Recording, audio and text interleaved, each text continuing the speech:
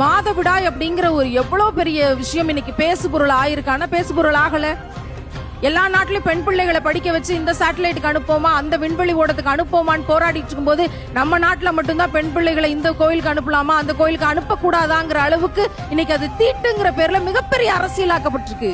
என்கிட்ட ஒரு பையன் கேட்டான், தீட்டுங்கிறது கழிவு வெளியேறுகிற நிகழ்வு, வீட்டுக்குள்ள டாய்லெட்டை வச்சுக்க முடியாது இல்ல, அப்படித்தான் நாங்க பெண்களை வச்சுக்கிறது இல்ல, அதனாலதான் 3 நாள் ஒதுக்கி வச்சிருக்கோம். இந்த ஒதுக்கி வைத்தல் தள்ளி வைத்தல்ங்கிற போது ஒவ்வொரு பெண்ணும் எவ்வளவு மன உளைச்சலுக்கு ஆளாகிறான்னு இந்த சமூகம் என்னைக்கு கற்றுக்கொள்ளும் தெரியல.